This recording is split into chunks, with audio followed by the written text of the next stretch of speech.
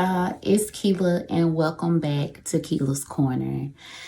We are going to be doing something very different here. As you can see, I took a little page from the Bible and just came as is. Because one thing about it, if I keep waiting until the time is perfect, child, it'll be forever before y'all get these book reviews. And and this is actually like my third or fourth time recording this particular book review. So let's just hope I can just slide on through this thing. And, I had said I'm going to make my book reviews very, short, no longer than 30 minutes. First time I record this video, over an hour long. Edit the video down. And girl, just like the video long-winded, so was the editing. And it got down to like 40 minutes. And I finished it. And I call myself cleaning up a few things, like in my phone, because I'm like, I'm done with the videos. I don't need it to be taking up space. And girl, deleted the videos that I used for the video. And all my stuff from my edited video just disappeared. And bitch, it took the air out of me. So I'm back again, and let's get right into this book review. So the first book I'm going to the first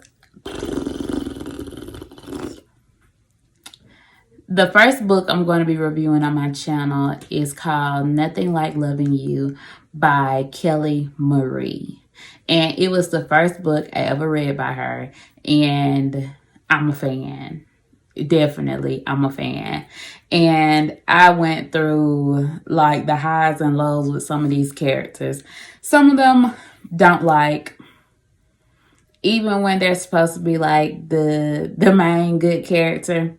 No, not feeling them. So let's get into it. Jemani. So the book starts off with Jemani being 19, and he is down to the part squabbing, child. He is tussling for his love of Anna. And him and Anna been dating like 2 years, and he lost his virginity to her. I don't know if she lost hers. It was already gone, child. But either way, fast forward down to the park. He is down there in 2 weeks. And come to find out, because Anna is looser than a goose at both pants legs. He been giving her money. She giving the money to the boy. And he like, shit, if anything, she cheating on me, not on you. I've been dealing with this girl for years. So at that point, and his daddy had already, like tried to tell him, like, you need to keep it cool with her. You're doing a lot, with this little relationship that you in. But, you young, you 19. You is doing what you feel like what grown folks do. So their daddy had to come down there because him and his siblings is out there squabbing. Because, of course, you see your brother fighting, you got to fight. So, yeah. Daddy come down there, break it up, and all of that. And he gives them this speech. And it is a speech. The daddy believed that, love does not exist between adults, only between parents and their children. So if you're trying to be in love in a relationship, just find something else to do, basically. And he had 4 sons. He had Jemani, who at the time was 19, Zodiac, who had to be like 21, Nesta, 17, and Thorn, 15. And so, they all took that, piece of what their dad was saying, and it kind of molded them into the men that they were. So fast forward 11 years, Jemani is now 30. He's 30 years old, and he is no longer doing monogamous relationships because he got hurt that one time when he was 19. This child is in a throuple. And the people he was in a throuple with, I liked one of them. I liked Zane. Zane, she was ambitious. You know, she was in school to do entertainment broadcasting. They had a son together who was Jamani Jr. And, you know, they had been together 6 years. 2 of those years, it was just the 2 of them. And she thought things were great. And this bitch pop up one day with a whole nother lady to be in their relationship with them. And sorry, that would have been the end of me and Jamani. But, you know, she was in love with them. So he brought Laquita into the situation. Laquita is the mother of his daughter, Quinny. So not only are you in a relationship with 2 different people, you having kids by both of them. And it makes sense towards the end when he's like, you know, he had the kid basically with Laquita just so it won't seem like he is all wrapped up into Zane. And it's like, damn, your daddy did a number on you with that damn speech. Him and Anna together just did a number on you. So he really just loved Zane. And he was trying to keep himself from, you know, getting too deep in with her to keep himself from getting hurt. So therefore, that's why he picked up Laquita. And Laquita was manipulative. This girl, they in here, they got a set schedule now. So you know when it's your day, when it's not your day, when it's your time, when it's not your time. They all lived in the home together. Yeah, real sister wives. And so, you know, she would do little stuff, you know, when she act like the little baby was choking and stuff. I'm like, so what they were gonna do that you couldn't do? You know what I'm saying? Like, and if I'm Quinny and I'm choking, bitch, if you don't help me instead of trying to go in here and mess up these folks little love making session and all that, girl, I'm about to die. Like, you do not care about me at all. But no, so that's just the type of stuff that Laquita was on. She went to the extent of, you know, getting pregnant. She like fooled with the condom so that he would get her pregnant, and he forced her to have an abortion. And see, that's another thing. You just would have been shocked. You just would have been upset. I don't even care if I had to leave the home, like, but you was gonna be upset about that new baby, and that was just that. But you know, the Lord don't bless no mess. So she ended up having that abortion because Jamani was like, girl, I'm finna take you. I ain't even taking your word for it. I'm finna just gonna ride you down here and we gonna get that squared away. So Zion, she was sick of the whole little situation. I mean, it had been 6 years. And she was just hoping one day he would just want to be with just her. And to people like Jamani, you got to get on their neck because they ain't going to do it unless you put some pressure behind it. So she ended up leaving the home and all of that, her and her baby. And he pretty much tried to sex her into submission. Such a man. So he tried to sex her into submission, and he ended up trapping her, you know, on purpose. And she didn't find out about that until she was, you know, she went out on her date. And he popped up like, girl, you pregnant. And so she really didn't believe it until she thought about it. Come to find out she was. So she moved back to the home. And nothing changed. Nothing changed. And I don't know if she could have been more vocal about her not being happy.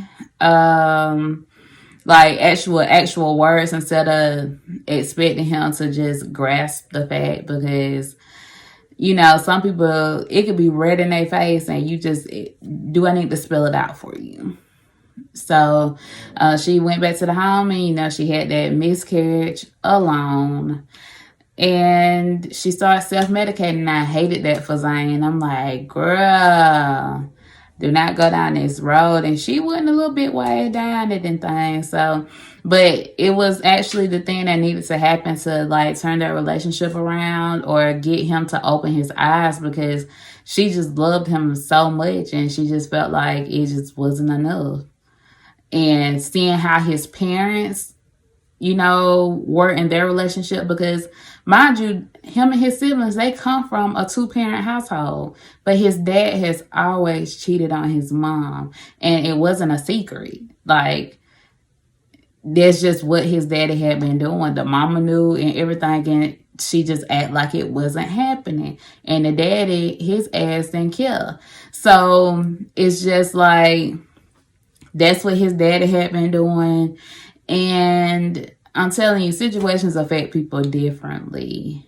And like I said, between their daddy and Anna, they did a number on Jemani. So I hate that she had the miscarriage, and I hate that she went down the road of using the drugs, but it did turn their relationship in a different direction, because just him even hearing her talk to her mom, crying to her mom about all the different things, it opened his eyes to like, damn, I've been really fucked up. So yeah. And then he gonna take his overgrown ass over there to his mama now, and he done went off on the mama like, girl, if you weren't dumb, I wouldn't be going through this. If you weren't dumb and daddy wasn't low down, I wouldn't be going through this. And he just blew up on them. And of course, it took his mom by surprise. She like, damn, I've been dumb for 20 years, and I don't understand why, you know, right now you are like coming for my jugular. So somebody should have been told her.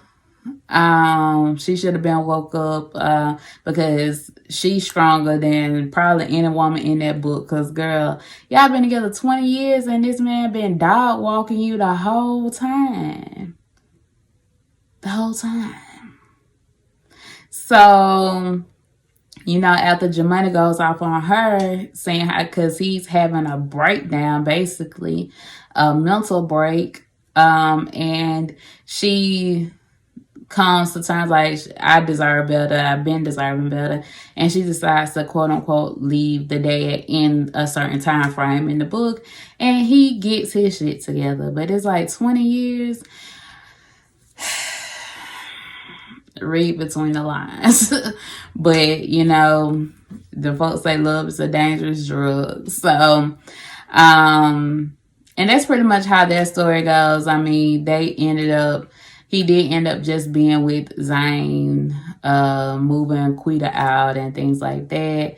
Well, they actually got a new home, but still, he just went to the monogamous relationship with Zane because that's who he really wanted. And the girl done showed you time and time again that she loved you. Like, so, and in the end, they have, I think, another kid or something like that. And Laquita moves on with her life, and they kind of are cordial. I mean, they had stayed together for 4 years at that point or whatever. So, you know, Laquita was over her and Jemani actually ever being together, because it wasn't going to happen. She was able to move on with her life, and, you know, she was able to have a cordial relationship with Zane, which was good. I mean, they kids are siblings. And we move on to Zodiac, and he was my least favorite.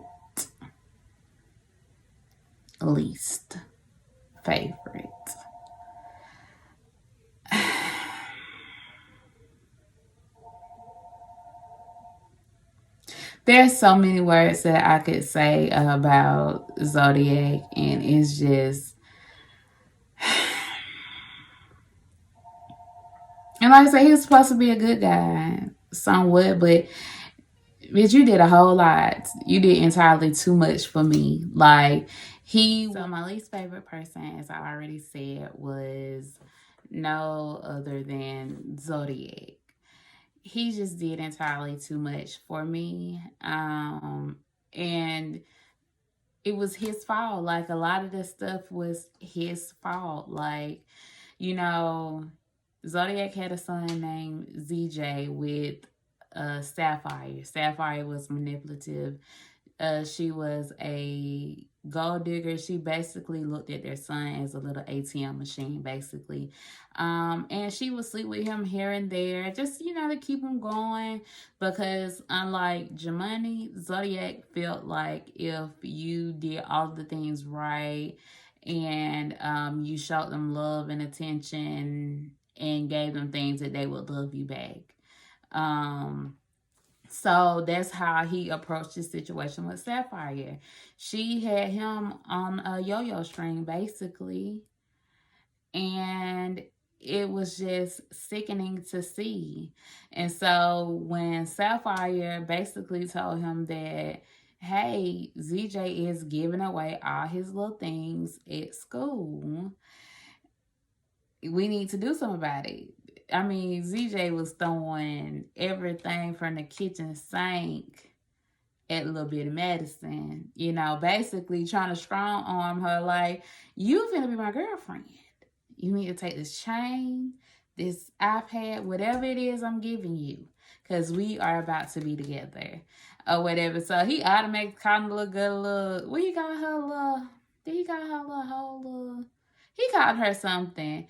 And, basically like she was making ZJ give her all of his things. When no, baby, he looking at his mama dog walk you and you give her all these things. That's where he getting it from. Like he was getting it from his dad, and it's just like it was going completely over his head. That you are the reason why this boy is trying to give this girl all his stuff to show that he love her, so she can be appreciative of him and all this other type of stuff. And it's just how he will approach all the situations, because he was going through that stuff with Sapphire. And I'm like, all of that is your fault. All of it, from the rooter to the tutor, is your fault. So I was glad when he finally got it together, but bitch, no, like, just when him and Kamari finally got cool, which is Madison's mom, because they ended up having a accident or whatever, and Madison ended up getting hurt. And she was like in a coma for a good little minute. She had, like some issues going on. And he just jumped to all type of conclusions. And that's why even before that incident happened, like every time he approached her, it was on some rah-rah shit. Like, bitch, if you don't calm down and try to figure out what's going on instead of making assumptions, that's why you've been in that horrible relationship for so long, assuming that lady wanted you for real when you know that she didn't. So assuming that she was gonna be better when you knew she wasn't. So be mad at yourself. And he was, but it's like, keep your anger to yourself. Like, that's all you need to do. Keep it to yourself. But he was just not my favorite person. It's just, words are something else, and we're not gonna keep walking them back every time you have, diarrhea at the mouth. We just not gonna be able to do that. So yeah, Kamara was getting back with him. I mean, you're not gonna keep talking to me crazy. So when they finally, moved past all of that, and she ended up pregnant, another situation occurred, and it's just like a whole just jumping. I'm like, this boy should have the strongest calves in the world. Literally. He should have the strongest calf muscles, because all he do is jump. That's all he do. All he do is jump. So, yeah, Kamari didn't try to correct him when the situation came up about the baby. It's like, well, I mean, did I have time? You was already there. You was already gone. You was already off your feet. So, Zodiac just did too much. I thought the kids were cute. It was funny when the little boy, like, Madison would try to tell him, like, hey, my mama is raising me to be a no-limit soldier. And that was a little piece that got on my nerve with Kamari. Like, girl, here you raising a strong, independent little black girl at 5. It's just like, relax. So, But that's how her upbringing, that's how it had her or whatever, because she had some other situations with her folks, her parents. And what y'all think about her mama, like what her mama did? Because I couldn't get behind it.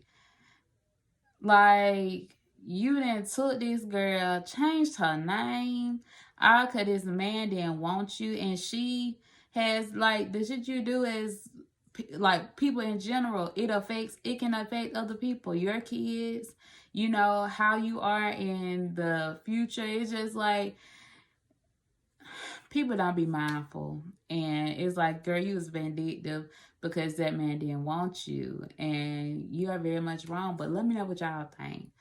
And why you think that. So if you think that she was right. They pretty much, they have their little kid, and I think that's how their story ended. They didn't have much, but like I said, aside from when they was trying to get on the right foot, and Zodiac did enough to last the entire book, maybe two. Uh, I just did not like his attitude. It's like, before you even try to be with me, you need mental help. Like, mental help, because you didn't let this girl ride your back for so long that you don't know how to communicate with other people without feeling like you got to be on the defense. But anyways, so Zodiac was my least favorite. And then right after him was Jemani. I actually like the two younger brothers better. So, and my favorite, I say my favorite for last. Next up we have Thorin. And Thorin was the baby of the bunch at 26. He was a young, childish, a jokester, playboy, and he could sing. So, you know, the things that ladies are like, you know, especially if you ain't trying to be all serious and things like that. He was fascinated with Raven. And Raven was just a girl he had, you know, been seeing. And, you know, he was just, out of appearance, he was fascinated with her. Like a hard catch, that type thing. We find out Raven married. Raven married, got a whole husband, X, Y, and Z, and she been trying to find time to get up with Thorin when her husband is gone. The opportunity finally arises. Her husband is gone, and she invites Thorin over. He comes over to pick her up, and her sister happens to be there. Her sister name is Cheyenne, and we'll get into Cheyenne in a second.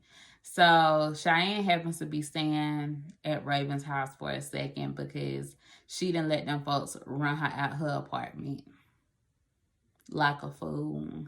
So Raven's husband pops back up. And so, trying to think quick on her feet, Raven asked Cheyenne to go out with Thorin to explain, you know, like him being there at the house. So she kind of like bullies Cheyenne into going on a date. And it's kind of like she was backhanded about the whole little thing. Like, girl, you need me, you better do it, or you can go home type stuff. Just being a real asshole. So Cheyenne, like, girl, if you want me to go on a date, I'm going to go on this date. And she put on her best dress that she had there and got herself together, and she went down, and that was her first time meeting Thorin. And it just, at that point, Thorin, that was the worst thing Raven could have did. Because Thorin wasn't thinking about Raven after he laid eyes on Cheyenne, and he got an opportunity to spend time with her. So that's what happened. I told you, God don't bless no mess. So they go out on their date, and Raven just wanted them to go around the block and just come back and pick her up on some Cheyenne don't feel comfortable, I'm just gonna go with them type thing. But they didn't go back. Cheyenne kept mentioning that Thorin was ignoring it, like, no, we're gonna be friends. So, and that was the beginning of their friendship situationship type thing.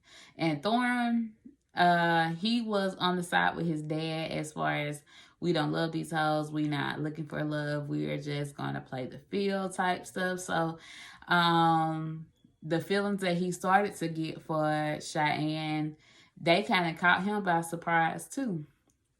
And a few other things played a part in why they weren't just smooth sailing. Simply because people would be in, and by people I mean Raven, she's a hater. She just hated that Thorn just was not paying attention to her no more. I'm like, girl, you got a whole husband. And she didn't even really like him genuinely. She was looking at Thorn as a come up. So she was plotting on him. And for her sister, that she felt like she was more attractive than, more interesting than, more everything than, she felt like Thorn was hers to keep. And then kind of find out, like, girl, you been low down, because her husband was actually a boy that Cheyenne had a crush on. Had told her sister she had a crush on him. And you still messed around with him. And see, and you want me to have some consideration when it comes to that, girl, please go to hell. You can take the quickest exit, the quickest route, the longest one, whatever, just as long as you get there. But yeah, so I was happy that Cheyenne took that dive with Thorn or whatever.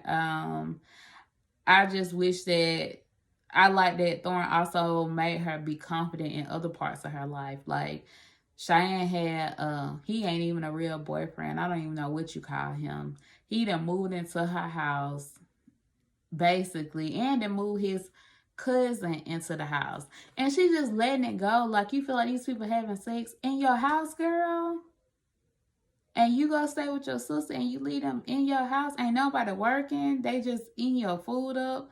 And you basically being my little maid. Yeah. Yeah, that was the craziest thing for me. Like, Cheyenne, girl, I can't believe that you was doing that. Like, no, you don't stay here. Of course, your cousin can't stay here. You don't stay here. Like, no. Matter of fact, I want both of y'all to go. Get y'all nasty ass off my couch. Yeah, you're not going to keep making it smell like the farmer's market in here. Go.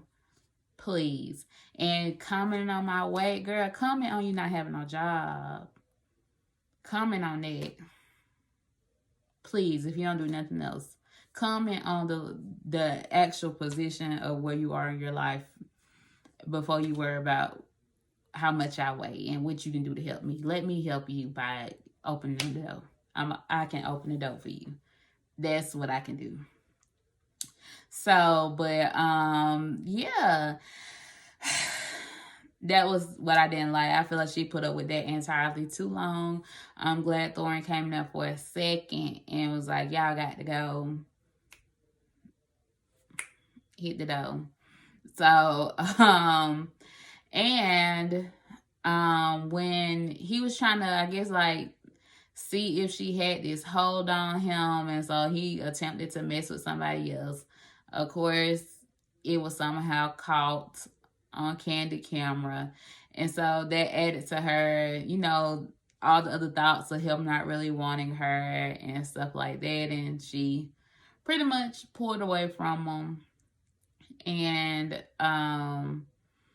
one thing I wouldn't have did, though, Todd sorry ass wouldn't have been back over there. I wouldn't care how many pictures and videos I've seen. It just, you're not coming back. You're part of the past.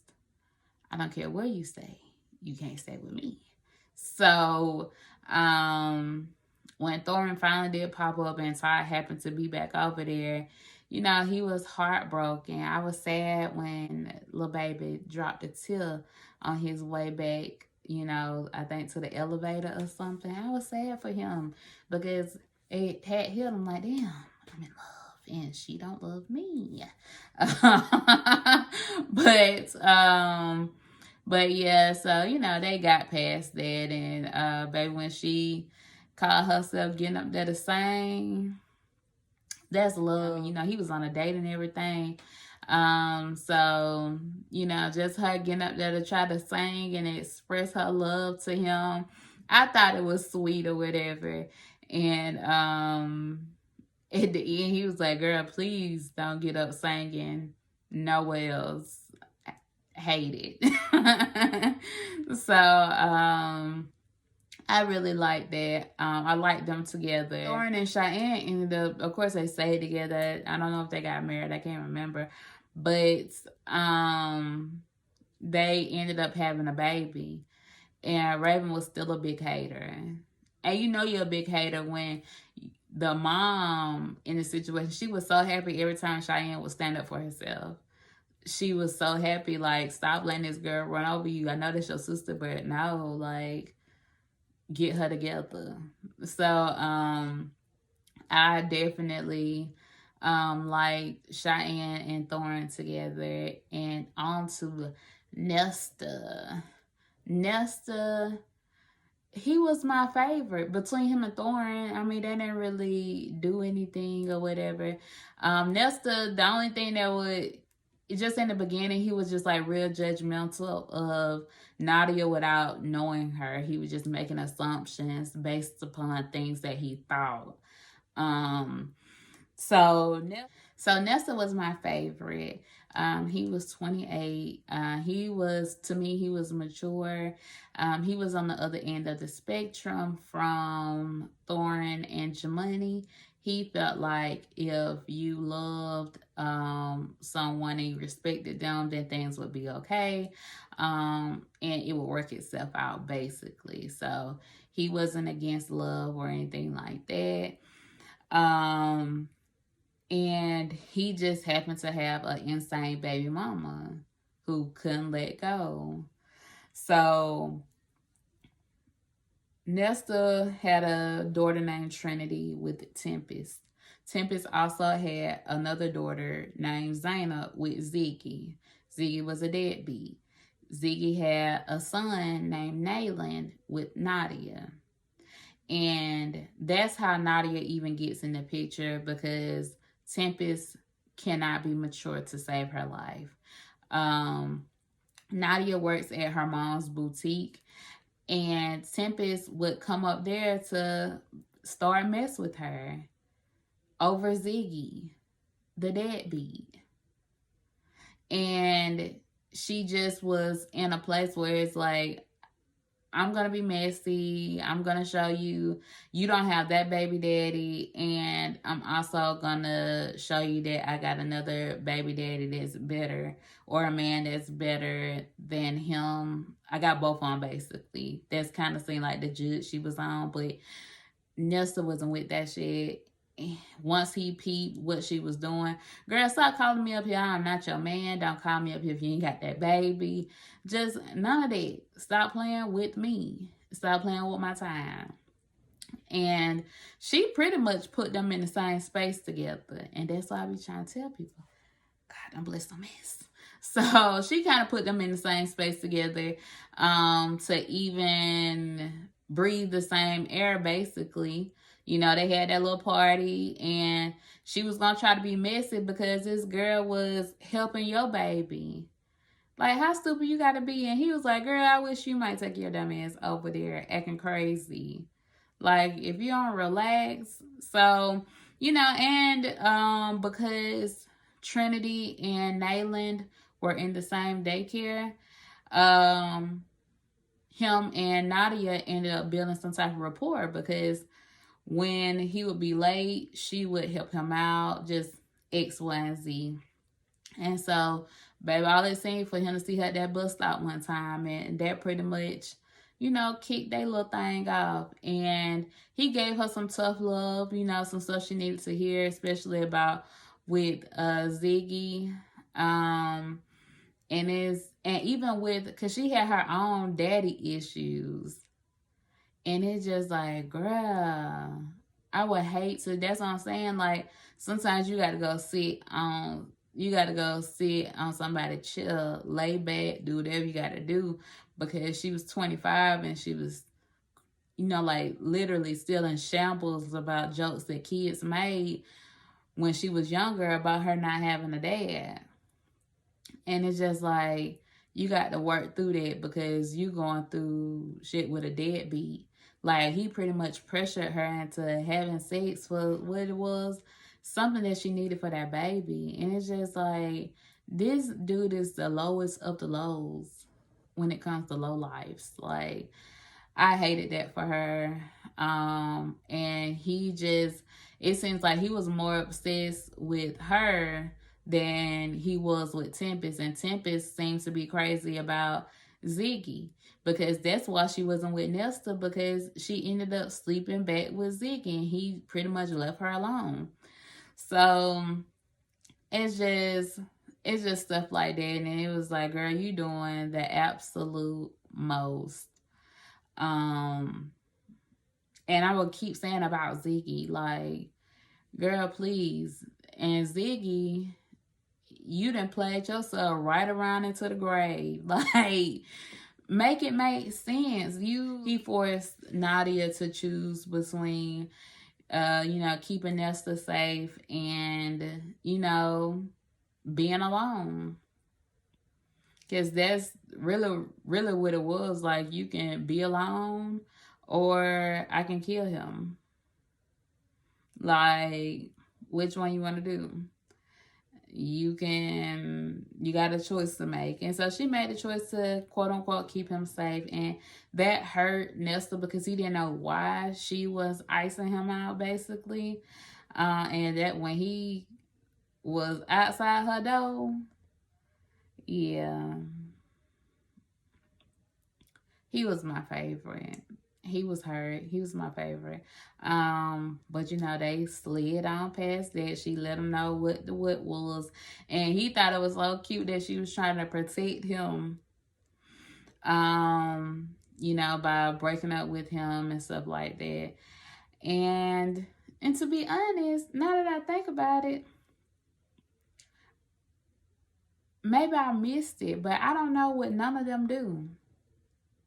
Maybe I missed it. If y'all remember what any of them do for a living or did for a living, put it down in the comment box below. But back to the thing. He thought it was so cute or whatever, but he handled that. And that's why I didn't understand why Tempest was so stupid. It's like, girl, you gonna leave these children here?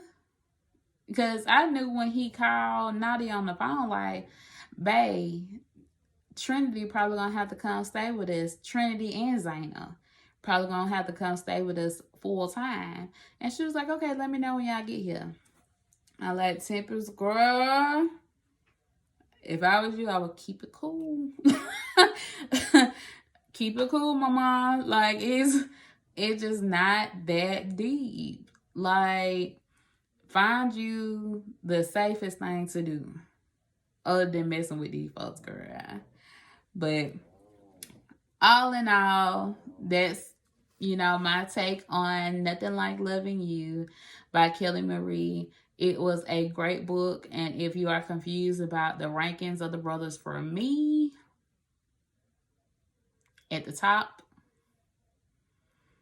it's Nesta, then Thorin, then Jemani, and I have no choice but to put Zodiac last. But I'm going to put some questions down below in the comment box just to get your take on a few things, to see, how you feel about certain things that happen in the book, what you would like to see, your favorite parts, just things like that.